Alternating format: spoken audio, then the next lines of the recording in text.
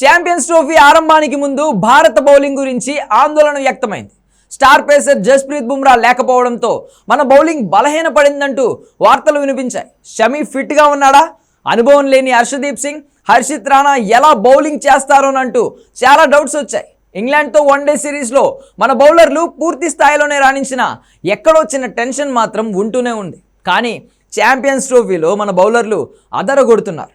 బంగ్లాదేశ్ పై షమి 5 వికెట్లతో చెలరేగడం, మిగిలిన బౌలర్లు కూడా ఆకట్టుకోవడంతో మంచి ఆరంభమే దక్కింది. కానీ పాకిస్తాన్తో హై వోల్టేజ్ క్లాష్లో మన బౌలర్లు ఎలాంటి ప్రదర్శన చేస్తారోనని అందరూ ఎదురు చూశారు. అయితే మన బౌలర్లు అంచనాలకు తగ్గట్టే రాణించి పాక్పై ఆధిపత్యం కనబరిచారు. ఆల్రౌండర్ హార్దిక్ పాండ్యా, స్పిన్నర్ కుల్దీప్ యాదవ్ ఈ మ్యాచ్ తొలి ఇన్నింగ్స్లో హీరోలుగా నిలిచారు. ఆరంభంలోనే హార్దిక్ పాక్ స్టార్ బ్యాటర్ బాబర్ ఆజంను అవుట్ చేశాడు. అలాగే రిజ్వాన్తో కలిసి కీలక పార్ట్నర్షిప్ నెలకొల్పిన సౌదీ షకీల్ను కూడా అవుట్ చేశాడు. అటు స్పిన్నర్లు కూడా సమిష్టిగా రాణించారు. ముఖ్యంగా బంగ్లాతో మ్యాచ్లో నిరాశపరిచిన కుల్దీప్ యాదవ్ ఈసారి అదరగొట్టాడు. ఒకే ఓవర్లో 2 కీలక వికెట్లు పడగొట్టాడు.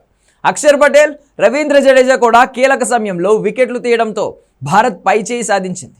మన బౌలర్ల పెర్ఫార్మెన్స్ మాత్రం ఈ మ్యాచ్లో అంచనాలకు మించి ఉందనే చెప్పాలి. రిజ్వాన్ సౌత్ షకీల్ పార్ట్నర్షిప్తో పాక్ మంచి స్కోర్ సాధించేలా కనిపించింది. కానీ మన బౌలర్లు ఎప్పటికప్పుడు వికెట్లు తీస్తూ పాక్పై ఒత్తిడి పెంచారు. బుమ్రా లేని లోటును భర్తీ చేసే క్రమంలో షమి మరోసారి సక్సెస్ అయ్యాడని చెప్పాలి. అలాగే హర్షిత్ రాణా తనకిచ్చిన అవకాశాలను సద్వినియోగం చేసుకుంటూ ఆకట్టుకుంటున్నాడు. అటు స్పిన్నర్లు కూడా మిడిల్ ఓవర్స్లో మరోసారి కీలకంగా వ్యవహరించడంతో పాక్పై భారత్ డామినేషన్ క్లియర్గా కనిపించింది.